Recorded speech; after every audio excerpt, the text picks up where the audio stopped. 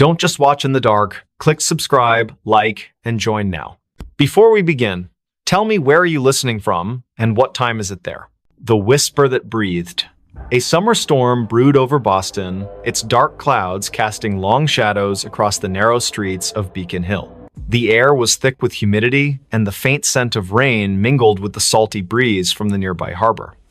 At precisely 5 in the afternoon, when the sun should have still been high, an unnatural twilight descended upon the city. Andrew Scott hurried down Pinckney Street, his leather satchel slapping against his side with each quickened step. The first rumble of thunder echoed in the distance, vibrating through the cobblestones beneath his worn loafers. He had taken this route home 1,000 times before, but today something felt different. The usual sounds of the neighborhood, children playing, dogs barking, the occasional car engine, were strangely muted. Only the wind seemed alive, whispering through the ancient trees that lined the street, whispering in a way that made Andrew's skin prickle. He glanced at the old Victorian house at number 17, its windows dark and unwelcoming despite the early hour. The for sale sign in the yard swayed gently, though he couldn't feel any breeze on his face. Madison Rivera stood at her kitchen window on Mount Vernon Street, staring out at the gathering storm. Her teacup trembled slightly in her hand as she watched the clouds churn above the gold dome of the State House.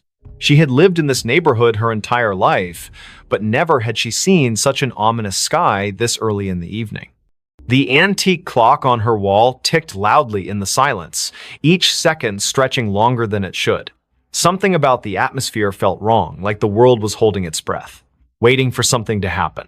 In the South End, James Cooper sat alone in his apartment on Tremont Street, absently flipping through old photographs. The lightning flashed outside, illuminating his collection of vintage cameras displayed on the shelves. His fingers paused on a particular picture, a group of friends gathered at Boston Common, smiling faces frozen in time. But as another bolt of lightning illuminated the room, he could have sworn one of the faces in the photograph moved, just for a moment. Just enough to make his heart skip a beat. The frame fell from his hands, shattering on the hardwood floor. Andrew found himself drawn to the old cemetery at the top of Copp's Hill. The wrought iron gates creaked open before him, though he was certain he hadn't touched them. The gravestones stood like silent sentinels, their weathered inscriptions barely visible in the dim light. As he walked between the rows, the whispers grew louder, more distinct. They weren't words exactly, more like fragments of memories or thoughts that didn't belong to him. A cold droplet of rain hit his cheek, followed by another. The storm was getting closer, the thunder growing more insistent, yet he couldn't bring himself to leave. Madison's phone rang suddenly, making her jump. The caller ID showed a number she didn't recognize, but something compelled her to answer. "Hello?" she said, her voice barely above a whisper. There was no response, only the sound of breathing, slow, deliberate, measured breaths that seemed to echo in her ear.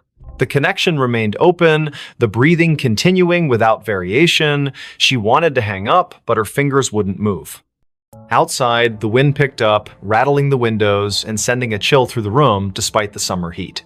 James had gathered the broken pieces of the photograph frame and was attempting to reconstruct it when he noticed something odd. The image inside had changed.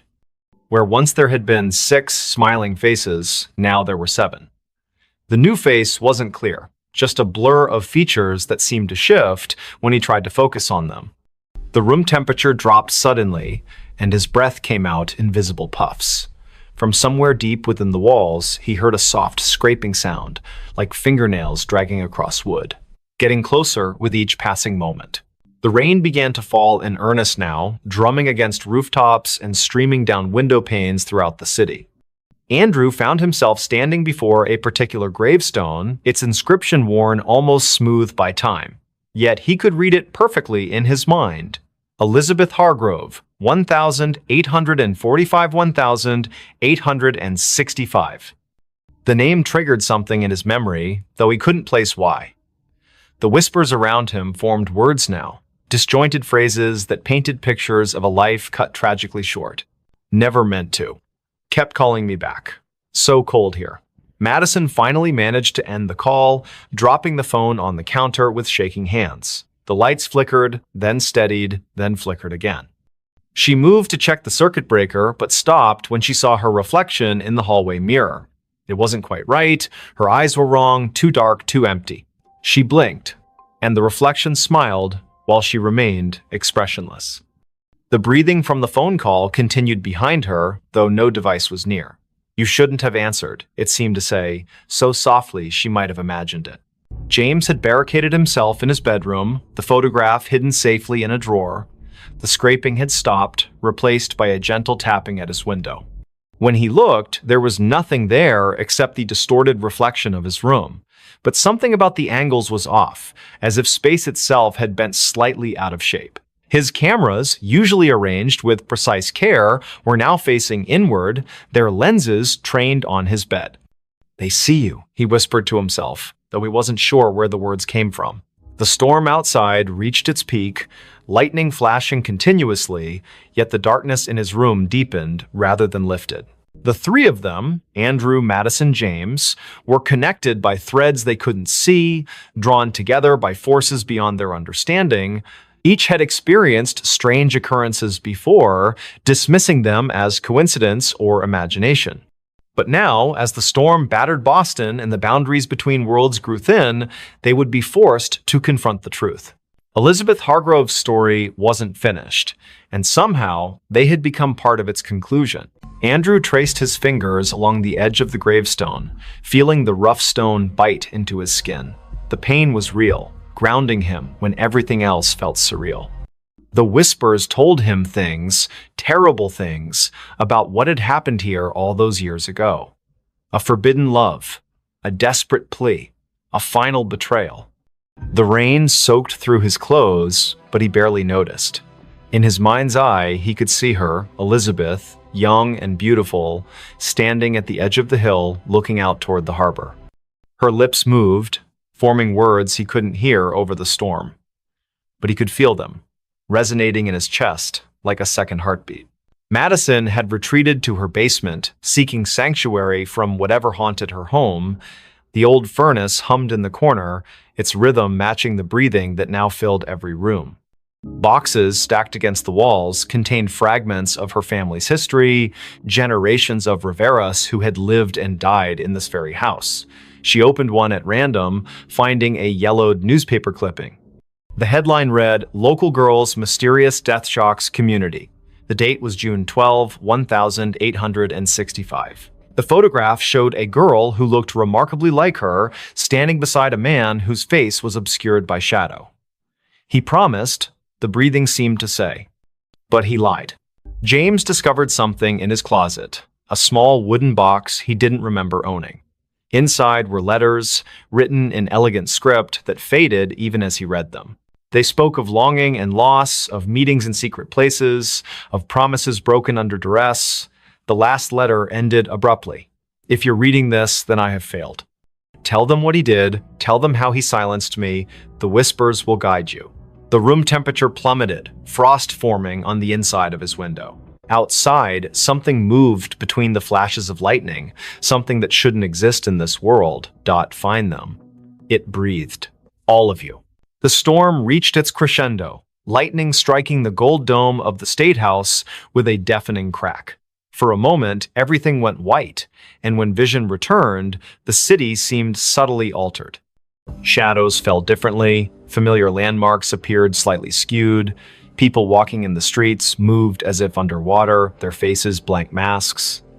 Those who had been touched by Elizabeth's story felt the change most acutely. Their senses heightened, their perceptions expanded beyond normal limits. Sounds carried from impossible distances. Smells lingered long after their sources disappeared. Touches left imprints that glowed faintly in the dark. Andrew found himself unable to leave the cemetery. The gates had vanished, replaced by an endless expanse of tombstones stretching in all directions. Each bore Elizabeth's name, each marked a different year of death. The whispers became a chorus now, overlapping voices telling conflicting versions of the same tragedy. Some claimed she had thrown herself from the hill in despair, others insisted she had been pushed. All agreed on one thing: justice had never been served. The rain continued to fall, but it wasn't water anymore, it was memories, each drop carrying fragments of lives cut short, hopes dashed, loves lost. Madison's basement had transformed into a labyrinth of family secrets. Every box she opened contained evidence of her ancestors' involvement in Elizabeth's fate, letters of condemnation, witness statements, a blood-stained handkerchief, photographs showing the same shadowy figure across generations, always present at moments of tragedy. The breathing grew louder, surrounding her like a physical presence. "You know him," it rasped. "He watches still." She looked up to see her own reflection in the basement window, but instead of her face, she saw the Shadow Man's features clearly for the first time. Their eyes met, and she understood everything that had been hidden, everything that had been denied. James's apartment building had emptied of all other tenants, leaving him alone with the entity that had been watching him through his cameras. The photographs on his walls had changed. Each now showed the same scene. Elizabeth standing at the edge of Copp's Hill, reaching out to someone just out of frame. The seventh figure in his broken photograph had clarified, revealing features that matched the Shadow Man from Madison's past. The wooden box had multiplied, filling his living room with identical copies, each containing variations of the same tragic story. "We are witnesses," the voice whispered directly into his mind, "and we are judged." As the supernatural storm raged, drawing energy from centuries of buried guilt and unresolved grief, the three found themselves converging at number 17 Pinckney Street. The house that had seemed merely old and empty now pulsed with malevolent life. Its windows reflected scenes from the past. Elizabeth's final moments played out endlessly, each iteration slightly different, each ending the same. The front door stood open, inviting them inside to witness the truth. The interior defied physics. Rooms stretched impossibly far, staircases led to nowhere, doors opened onto other dimensions. In the center of it all stood the Shadow Man, finally revealed in full. His face was a composite of every person who had ever turned a blind eye to injustice, every authority figure who had dismissed Elizabeth's pleas for help. "It's time," he said, his voice a chorus of thousands. "Time to break the cycle." The house shook violently as reality struggled to contain the weight of so many unresolved wrongs. Andrew, Madison, and James realized simultaneously that they had been chosen not as victims, but as instruments of resolution. Each carried a piece of Elizabeth's story within them. Andrew through his ancestral connection to the Hill, Madison through her family's complicity in the cover-up, James through his ability to capture truth in images. Together, they formed a conduit through which Elizabeth's voice could finally be heard, her story told in full, her justice served. The Shadow Man began to dissolve, his form unraveling like smoke caught in a strong wind. "Too late," he whispered, fragments of his essence dispersing into the ether. "The truth cannot be contained." The house around them started to collapse, folding in on itself as centuries of lies unraveled. Through the destruction, Elizabeth emerged, not as a ghost, but as a manifestation of collective memory given form. Her eyes held all the sorrow of her age, yet also a spark of hope newly kindled. The storm broke as suddenly as it had begun, leaving behind an eerie calm. Number 17 Pinckney Street stood intact once more, its windows dark, and its for sale sign swaying gently in the evening breeze. Andrew, Madison, and James found themselves standing on the sidewalk, drenched and disoriented but whole. The whispers had ceased, replaced by the natural sounds of a city recovering from a summer storm. Lightning flashed one last time, illuminating the hilltop where Elizabeth had stood so long ago. For a brief moment, they thought they saw her silhouette against the darkening sky, her hand raised in farewell. Life in Boston returned to normal, though those who had been touched by the supernatural events carried their experiences like scars, invisible to others, but ever present in their minds. Andrew devoted himself to preserving local history, ensuring that stories like Elizabeth's would never be forgotten again.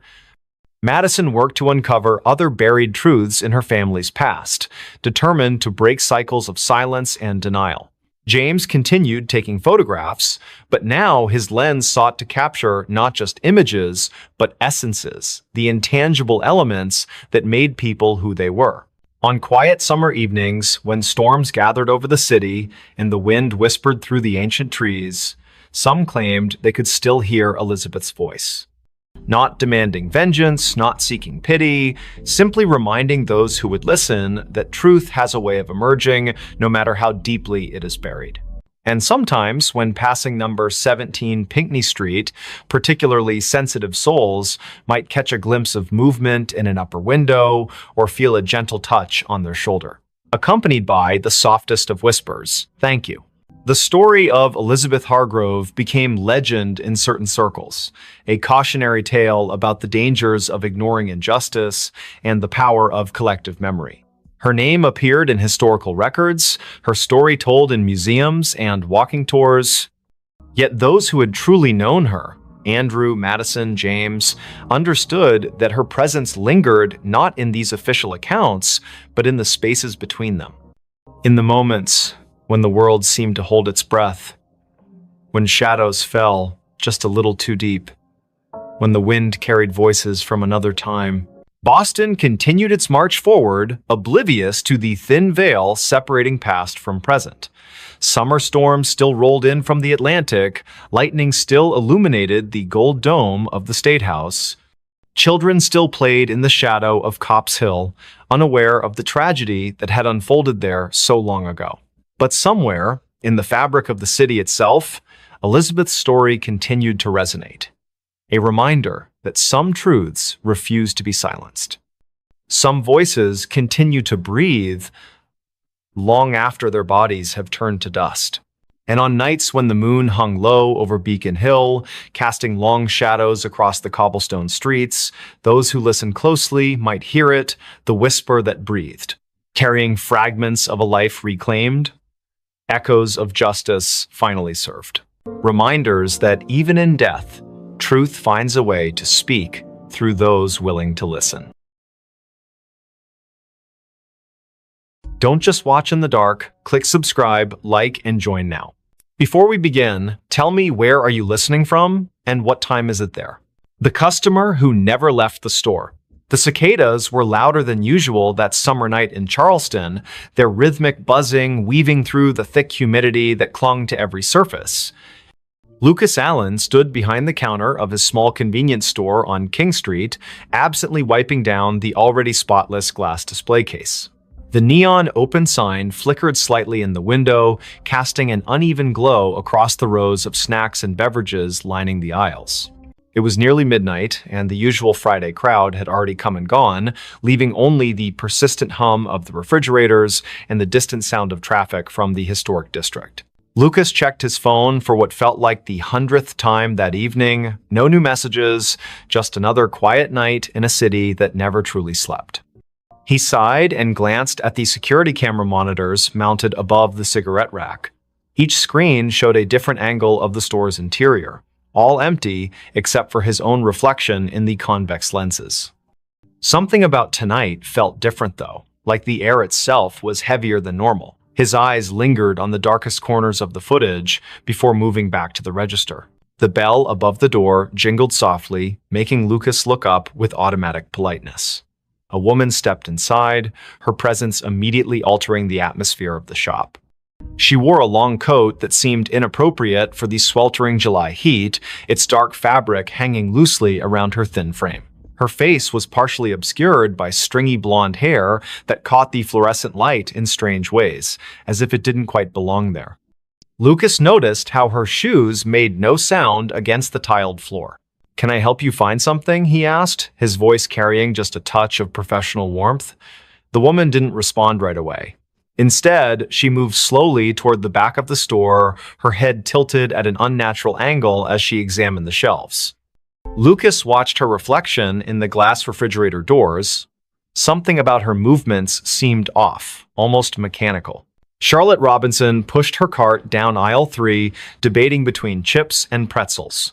She paused when she realized the woman in the dark coat hadn't moved from where she'd been standing for the past 10 minutes. The stranger was now facing the wall, one hand resting on the metal shelving unit. Charlotte cleared her throat softly as she passed, but the woman didn't acknowledge her presence. There was something unsettling about the way her fingers curled around the edge of the shelf, knuckles white against the dull metal. Lucas finished counting the drawer for the third time, the numbers blurring together in his mind. The woman still hadn't approached the register. He could see her in his peripheral vision, standing in the same spot near the snack aisle. Occasionally, he'd hear the soft rustle of her coat, though he couldn't be sure if she was actually moving anything from the shelves. The store's lights seemed dimmer than usual, casting long shadows across the floor. When he looked directly at her, she appeared perfectly normal, just another customer browsing late at night. But whenever his attention shifted elsewhere, he could feel her watching him. Amelia Mitchell entered the store 20 minutes later, her nurse's scrubs still damp from walking through the humid night air. She needed headache medicine after her double shift at Roper Street Francis Hospital. The first thing she noticed was the temperature. It felt several degrees colder inside than it should have been. Then she saw the woman in the dark coat standing near the beverage coolers. Something about her posture seemed wrong, like she was leaning into the glass without actually touching it. Amelia grabbed her medicine quickly, avoiding eye contact as she approached the register. The transaction took longer than necessary. Lucas kept glancing at the security monitors, noting how the woman's position never changed despite the passage of time. On the cameras, she appeared as a dark smudge against the bright colors of the snack aisle, her features indistinct even in high definition. When he finally looked up from the register, Amelia was already gone, leaving behind only the faint scent of hospital-grade soap. The cicadas outside seemed louder now, their song almost frantic against the glass windows. Charlotte decided she needed to leave. The woman had started humming softly, a tune that sent shivers down her spine, though she couldn't place why. As she approached the register, she noticed something peculiar. The floor tiles beneath the woman's feet looked newer than the rest, as if they'd been recently replaced. The grout lines were cleaner, the pattern slightly misaligned with the surrounding area. Lucas rang up her purchase without speaking, his hands trembling slightly as he handled the cash. Neither of them acknowledged the figure still standing silently among the snacks. The clock ticked past midnight. Lucas began his closing routine, straightening displays and checking expiration dates. The woman remained in her spot, seemingly unaware of the store's operating hours. When he finally mustered the courage to approach her, she turned toward him with a smile that didn't reach her eyes. "I'll be leaving soon," she said, her voice carrying an odd echo despite the carpeted floor. Lucas nodded and returned to the register, though his heart pounded in his chest. Something about her statement felt more like a warning than an assurance. Amelia couldn't shake the feeling that she'd seen the woman before. During her walk home, fragments of memory surfaced, a patient years ago who had died in room 312, her body found cold and alone after the night staff failed to check on her. The details matched too perfectly. The dark coat, the stringy blonde hair, the way she stood so still, it was easy to forget she was there. Amelia quickened her pace, the streetlights casting long shadows that seemed to stretch toward her from every direction. Back at the store, Lucas prepared to lock up. The woman was still there, now examining the lottery tickets with unnatural focus. Her reflection in the glass case showed details that shouldn't have been possible, her eyes too large, her mouth moving, though no sound emerged. When Lucas announced the store was closing, she simply nodded and walked toward the back exit. The security cameras captured her movements perfectly until she reached the threshold, then suddenly she vanished from all screens simultaneously. Charlotte lay awake in her apartment on Queen Street, unable to stop thinking about the encounter. The humming had lodged itself in her mind, repeating endlessly like a broken record. She pulled out her phone and searched recent news articles, finding nothing unusual about the convenience store or its employees. Yet when she scrolled through the business's social media page, she noticed something strange. In every photo taken inside the shop, the same dark figure appeared in the background, always partially obscured, but unmistakably present. Lucas locked the front door and set the alarm, his hands shaking as he worked. The back exit showed no signs of forced entry or recent use. The woman's absence felt heavier than her presence had been. As he walked to his car, he couldn't shake the sensation of being watched. The parking lot lights buzzed faintly overhead, attracting clouds of insects that cast dancing shadows across the asphalt. When he glanced back at the store windows, he saw her standing exactly where he'd left her, staring out with an expression he couldn't read. Amelia called in sick the next day, unable to face the memories flooding back with each passing hour. She researched the store's history, discovering it had been built on the site of an old boarding house that burned down decades ago. Records mentioned a woman who had disappeared during the fire, her body never found among the charred remains. The description matched the figure from the store perfectly, right down to the humming that witnesses claimed they could still hear on quiet nights.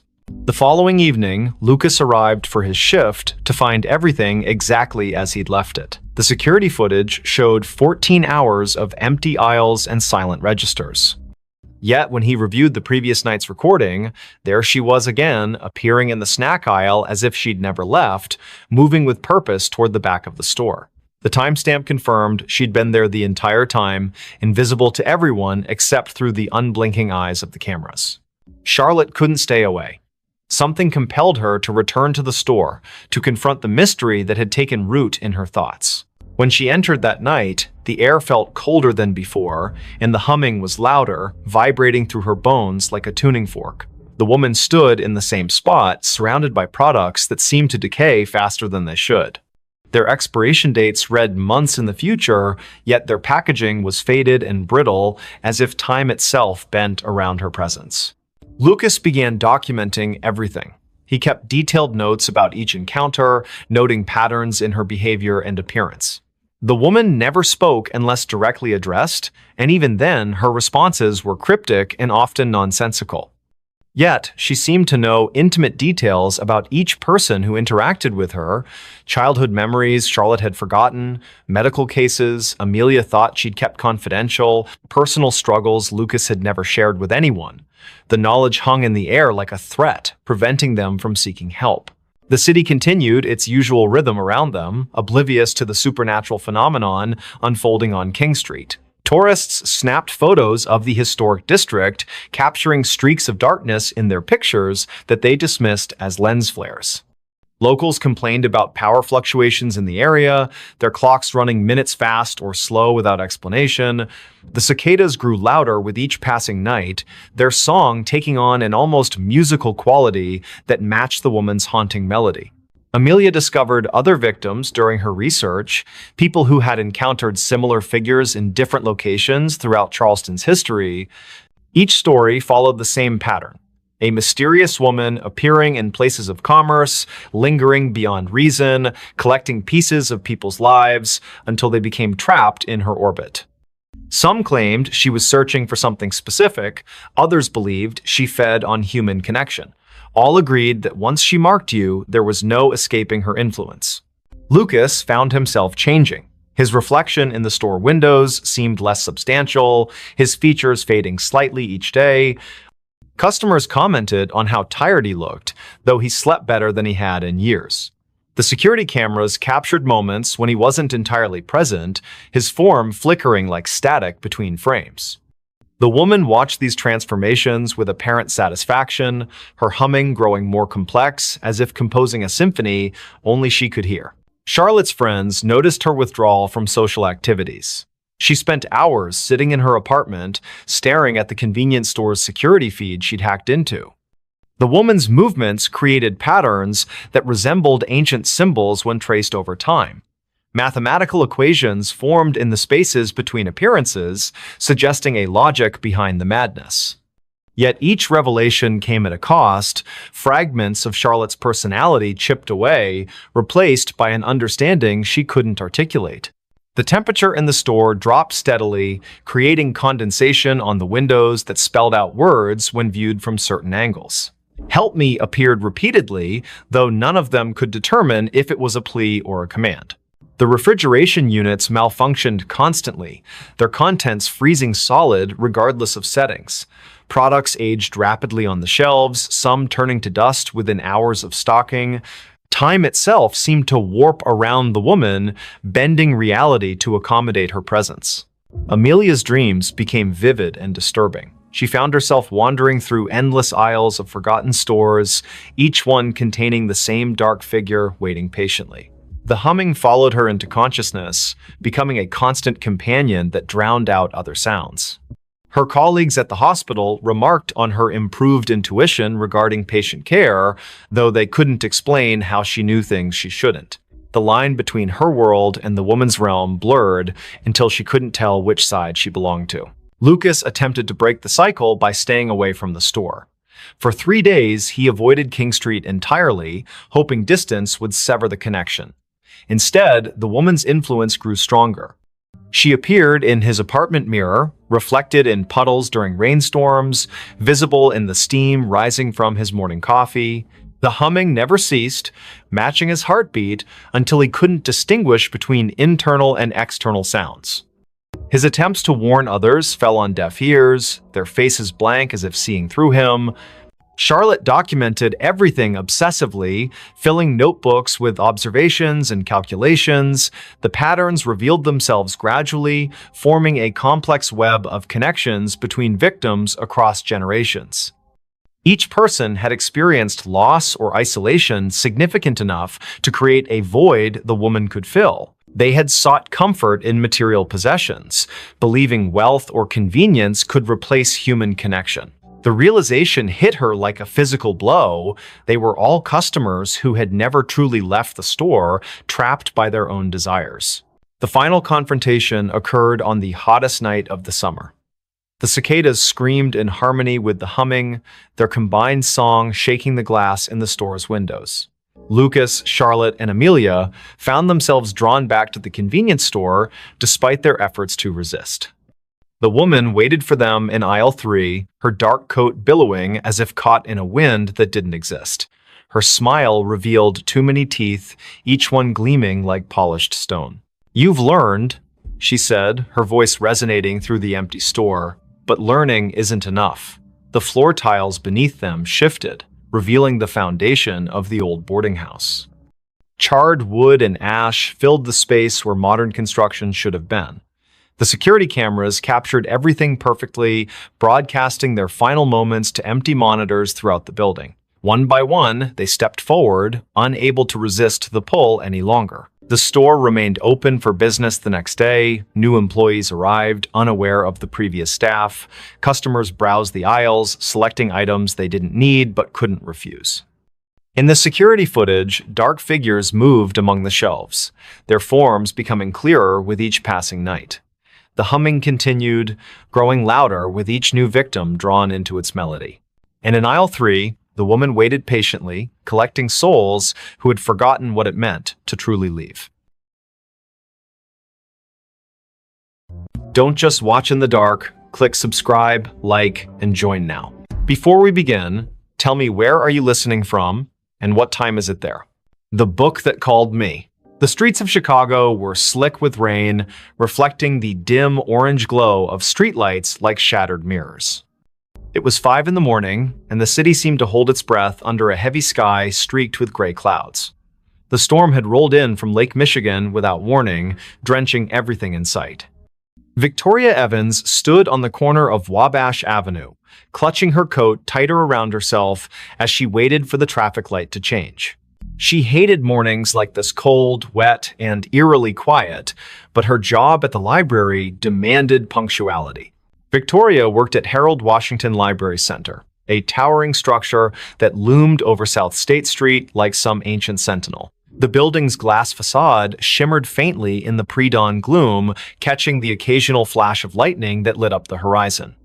As she approached the entrance, her shoes squelching against the wet pavement, she noticed something odd: a single book lying face down on the steps leading up to the main doors. Its cover was dark, almost black, and water pooled around it in tiny rivulets. No one else was around. The security guard, who usually manned the early shift, hadn't arrived yet. She hesitated for a moment before picking it up. The book felt heavier than it should have been, its pages damp but not entirely soaked through.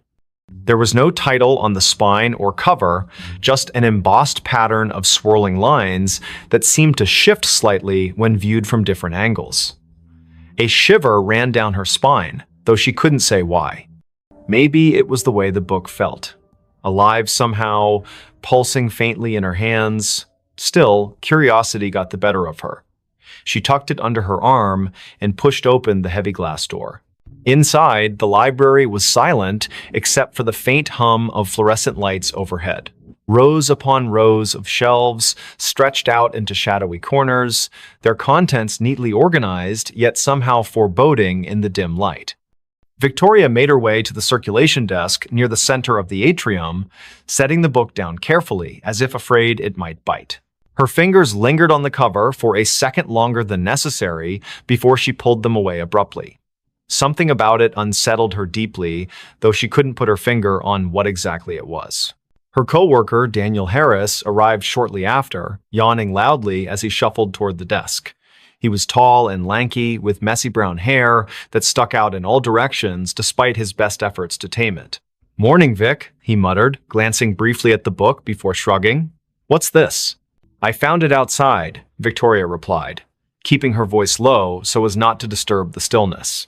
"It doesn't have a title or anything." Daniel raised an eyebrow but didn't comment further. Instead, he reached out to touch the book, his hand hovering above it for a moment before making contact.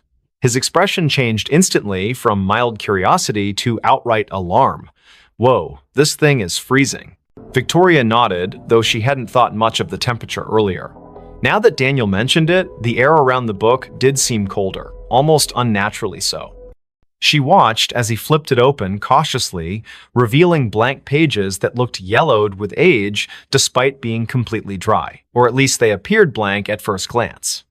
When Daniel tilted the book slightly toward the light, faint words began to emerge, written in ink that shimmered like oil slicks. They weren't English or any language Victoria recognized, but the shapes twisted and writhed across the page as if trying to escape the confines of the paper. "This is messed up," Daniel whispered, snapping the book shut quickly. He glanced around nervously, as if expecting someone or something to appear from the shadows. "We should probably report this to management."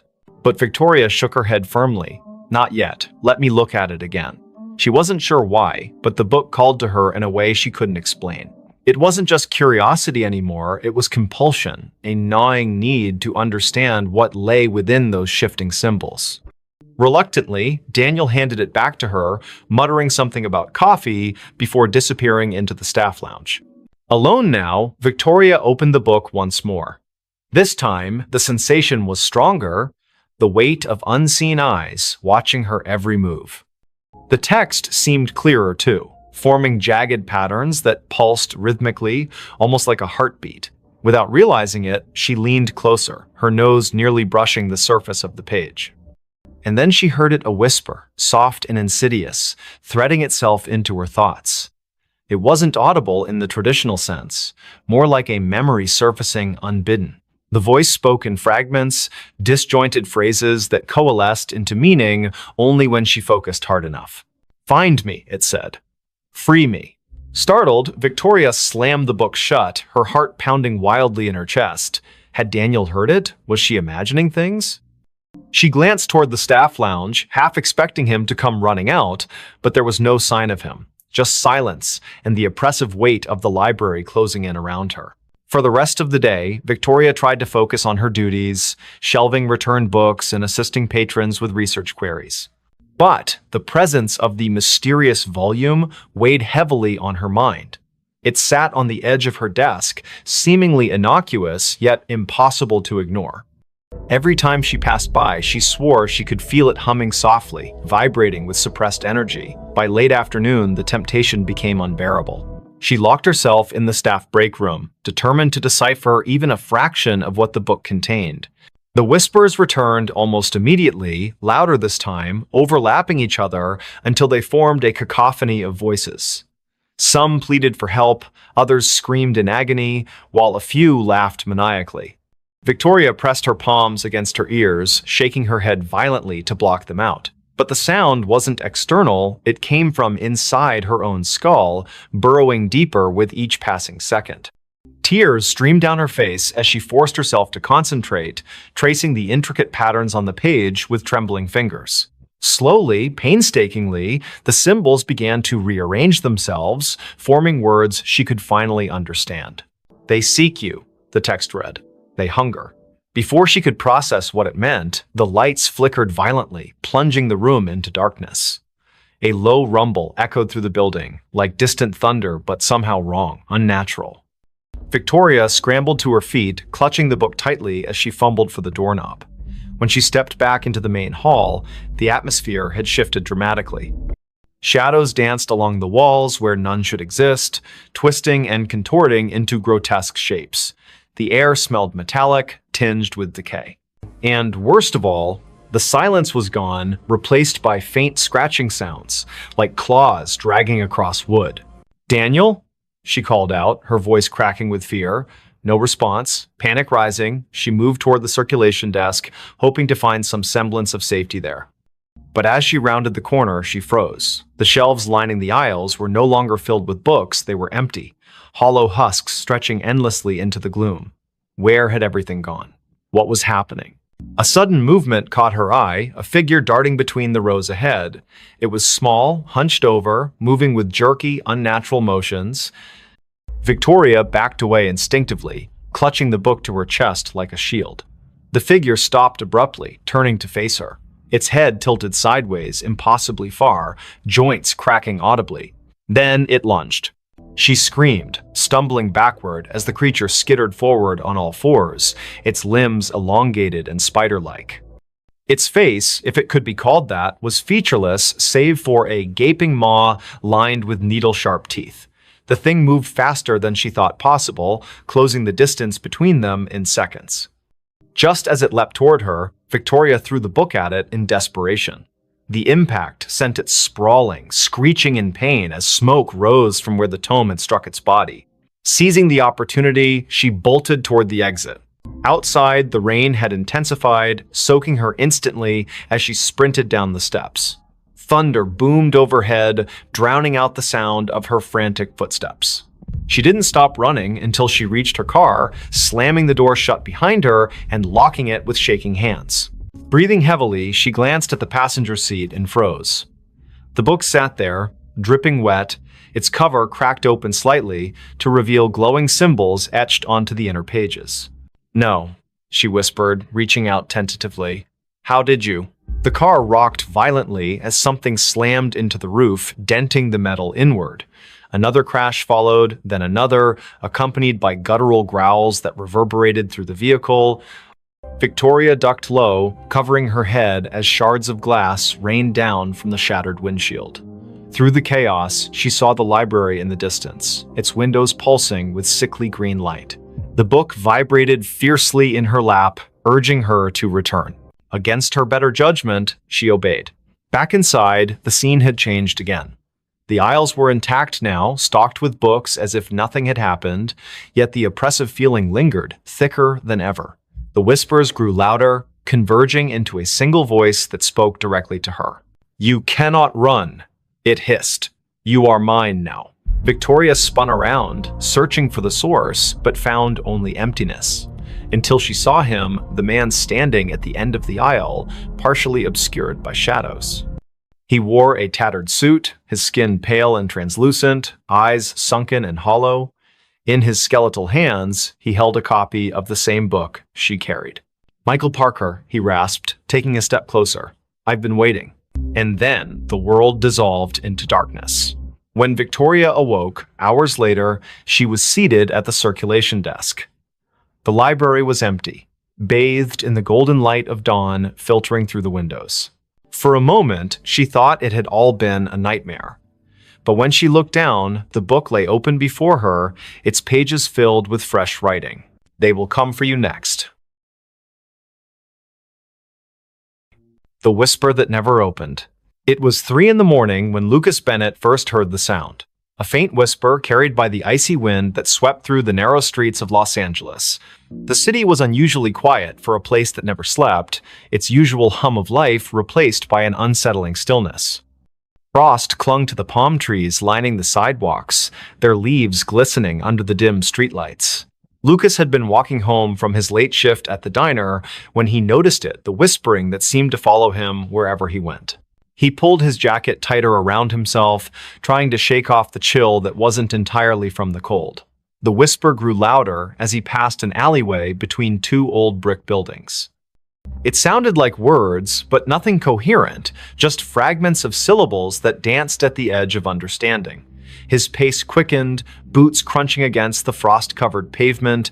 He told himself it was just the wind playing tricks on him. But deep down, he knew better. Olivia Turner lived in apartment 3B of the building where Lucas rented his studio. She had moved in 6 months ago, and they had exchanged polite greetings in the hallway occasionally. But tonight, when Lucas finally reached his floor, he found her standing outside her door, her face pale and drawn.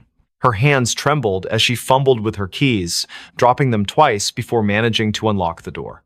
Something about her demeanor made Lucas pause.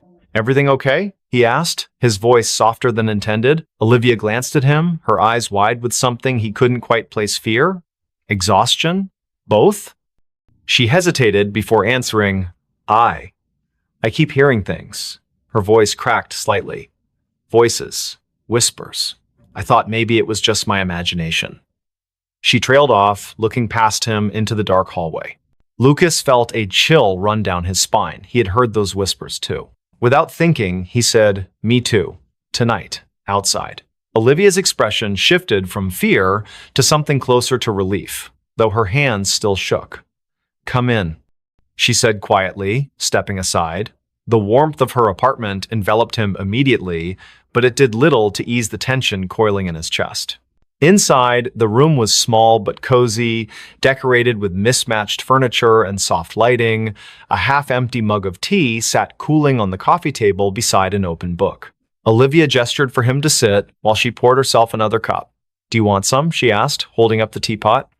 Lucas nodded, though he doubted anything could settle the unease growing inside him. As she busied herself in the kitchenette, he noticed the curtains were drawn tightly shut, despite the fact that no one would be able to see inside at this hour. The windows themselves seemed almost deliberately avoided. So Olivia began after handing him a steaming mug. "You heard them too, the whispers." It wasn't a question. Lucas took a sip of the tea. It tasted bitter, but he didn't complain. "Yeah, out there. They followed me all the way back here." He set the mug down carefully. "What about you? When did you start hearing them?" Olivia wrapped her fingers around her own mug, staring into its depths as if searching for answers. "A week ago. At first, I thought it was just stress or lack of sleep. You know how it is, working long hours, trying to make ends meet. But then it got worse." She looked up at him, her gaze piercing. "They started coming closer, louder. Like they were right behind me, even when I was alone in my apartment." Lucas swallowed hard. "Did you tell anyone? Call someone?" Olivia shook her head. "Who would believe me? My friends think I'm overreacting. My landlord thinks I'm making excuses to get out of paying rent next month." She let out a humorless laugh. "And honestly, who can blame them? If I hadn't heard it myself tonight, I might not have believed me either." The silence that followed was heavy, broken only by the distant hum of traffic far below. Lucas glanced toward the window, where shadows flickered faintly against the drawn curtains. Was it his imagination, or did the air feel colder now? He turned back to Olivia. "There has to be an explanation. Maybe it's some kind of electrical interference, or, I don't know, plumbing noise?" Even as he said it, the words sounded hollow. Neither of them believed it. Olivia leaned forward, lowering her voice. "There's something else. Last night, I saw someone or something standing outside my window. Just a figure, barely visible through the frost. It didn't move, just stood there, watching." Her breath hitched. "When I went to check, there was no one there. No footprints, nothing. But the feeling, it stayed with me. Like I wasn't alone anymore." Lucas felt a knot tighten in his stomach. He wanted to dismiss her story as paranoia, but the memory of the whispers he'd heard earlier lingered vividly in his mind. "Have you tried leaving? Going somewhere else for a few days?" She shook her head again. "I can't afford to leave. And besides," she hesitated, glancing toward the window once more, "it feels like it's following me." Wherever I go, whatever I do, it's always there, waiting. The weight of her words settled over them like a suffocating blanket. Lucas finished his tea, setting the empty mug aside. We should figure this out together. He said finally, whatever it is, if it's real, we'll find a way to stop it. Olivia gave him a small, grateful smile, but her eyes remained haunted. Over the next hour, they talked about everything they could remember, the timing of the whispers, any patterns or triggers, whether they had noticed anything unusual in their daily routines. The conversation helped distract them temporarily, but neither could shake the sense that they were being watched. Every creak of the building, every gust of wind outside, sent jolts of adrenaline coursing through their veins.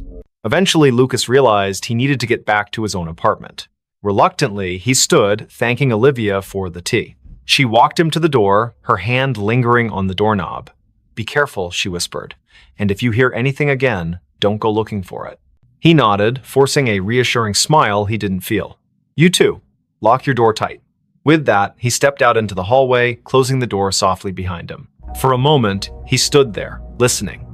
The whispers weren't audible now, but the oppressive silence felt just as menacing. Back in his studio, Lucas locked his door and double-checked the windows. He debated calling someone, anyone, but who would he call? Who would understand, without dismissing him outright? Instead, he lay down on his bed, staring at the ceiling as exhaustion slowly crept over him. Sleep came fitfully, plagued by dreams of shadowy figures and unintelligible voices echoing endlessly in his ears. The next morning brought little relief. Though the sun eventually rose, casting weak light over the frost-laden city, the oppressive atmosphere remained. Lucas called in sick to work, unable to face the idea of leaving his apartment. Around noon, there was a knock at his door. It was Olivia, carrying a bag of groceries and wearing a nervous smile.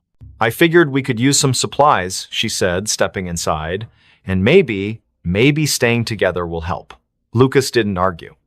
Together, they spent the day researching local legends, urban myths, anything that might explain what was happening. They scoured forums, read articles, even dug into old newspaper archives online. Most of it was nonsense ghost stories and conspiracy theories, but one thread caught their attention. A user named Silent Watcher had posted about a series of disappearances in Los Angeles during the winter months over the past decade. The cases were unsolved, dismissed as runaways or accidents, but certain details stood out. Witnesses reported hearing strange noises before the victims vanished. Some claimed to have seen shadowy figures lurking near windows or alleys. The posts were vague, but the similarities were impossible to ignore. As evening fell, the temperature dropped sharply. The heater struggled to keep up, and both Lucas and Olivia found themselves bundled in blankets, huddled together on the couch. The whispers returned, louder this time, seeping through the walls like water. They exchanged panicked looks, hearts pounding in unison. Whatever it was getting closer. Desperation drove them to action. Armed with flashlights and makeshift weapons, a baseball bat for Lucas, a kitchen knife for Olivia, they ventured into the hallway. The whispers surrounded them now, forming a cacophony of disjointed sounds that clawed at their sanity. Each step felt heavier than the last, as if the air itself resisted their movement. At the end of the hallway, the emergency exit stood ajar, frost creeping inward. Beyond it lay the fire escape, descending into darkness. Lucas hesitated, gripping the bat tightly. "Do we really want to know what's out there?" he whispered. Olivia didn't answer, her eyes fixed on the gap. Slowly, they stepped through, bracing themselves for whatever awaited them. The metal stairs groaned under their weight, each step echoing ominously in the frigid night. Below, the alley was shrouded in shadow, the streetlights casting long, distorted reflections on the icy ground. Movement caught the corner of Lucas's eye, a flicker, gone before he could focus. Then another, and another. Shapes darted between the buildings, fleeting glimpses of something humanoid, yet wrong. "Run," Olivia hissed, clutching his arm. They bolted down the remaining steps, slipping on patches of ice as they fled. Behind them, the whispers erupted into a deafening roar, filling the air with chaotic sound. Shadows converged, twisting and writhing like living smoke. Panic surged through Lucas's veins as he realized they were being hunted. They rounded a corner, breaths ragged, legs burning. Ahead, a familiar figure emerged from the darkness. It was Benjamin Hayes, a neighbor whose face they recognized, but whose name they rarely spoke. His expression was blank, his movements mechanical. He raised a hand, pointing toward an abandoned warehouse across the street. "In there," he said, his voice devoid of emotion. "You'll find answers." Without hesitation, they obeyed, bursting through the rusted doors of the warehouse. Inside, the air was thick with decay and dampness.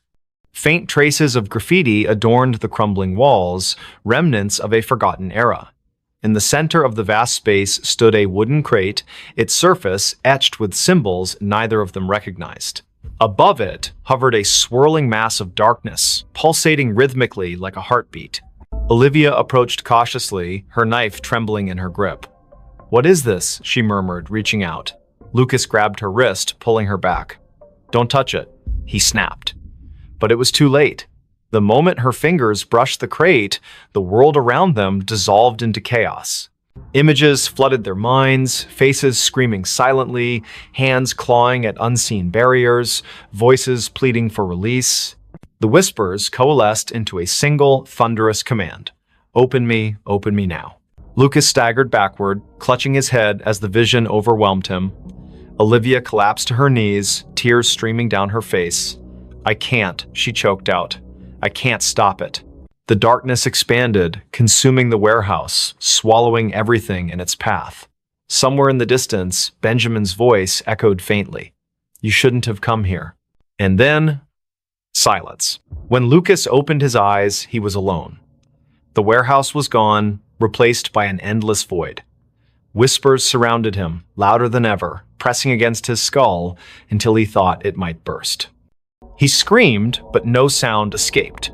The last thing he saw before the darkness claimed him completely was the crate, floating impossibly in the emptiness, its lid inching open.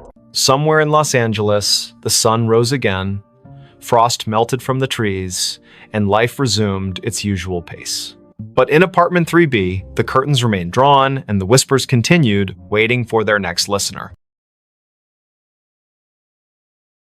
Screams in the warehouse at night. The winter air in Savannah carried an unusual chill, even for Georgia.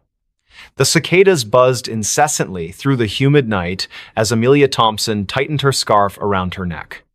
She had taken the security job at the old warehouse on the outskirts of town, mostly out of desperation. The building stood like a monolith against the dark sky, its weathered brick walls telling stories of better days when it was part of the thriving Port District. Liam Allen, her partner for the night shift, leaned against their patrol car while chewing absent-mindedly on a toothpick. "Third week, and you're still jumpy," he said with a smirk that didn't quite reach his eyes. His attempt at casual conversation couldn't mask the tension in his voice. They both knew something wasn't right about this place. Every night brought new sounds from within the warehouse's walls, sounds that shouldn't exist in an empty building. As they approached the main entrance, Amelia noticed the padlock looked different somehow. The scratches around the hasp seemed fresh, though she could have sworn she'd checked it thoroughly just hours before. Liam must have seen her hesitation because he placed a hand on her shoulder. "Probably just kids messing around again," he said, but his words lacked conviction. Last week, they'd found graffiti inside that definitely hadn't been there during their previous rounds. The heavy metal door groaned in protest as Liam pushed it open. The smell hit them immediately, damp concrete mixed with something metallic that made Amelia's stomach churn. Their flashlights cut through the darkness, revealing rows of empty pallets and dusty machinery. The air felt heavier inside, pressing against their lungs with each breath. Somewhere deep in the shadows, water dripped methodically. Drip, drip, drip. They started their usual patrol route, boots echoing ominously against the concrete floor. Amelia couldn't shake the feeling they were being watched. The security cameras mounted high on the walls provided little comfort. Their red lights blinked steadily, but she knew from experience how unreliable they were. Half of them were either broken or showed nothing but static-filled images on the monitor back at their station. "Did you hear that?" Amelia whispered suddenly, grabbing Liam's arm. A soft scraping sound had come from somewhere behind the rows of shelving units. It sounded like metal dragging across concrete. Slow, deliberate. Liam raised his flashlight, the beam trembling slightly despite his best efforts to keep it steady. "Probably just rats," he muttered, though neither of them believed it. The sound came again, closer this time. Closer. Their radios crackled to life without warning, making them both jump. Static filled their ears for several seconds before a distorted voice broke through. "Help me." The transmission ended abruptly, leaving only silence in its wake.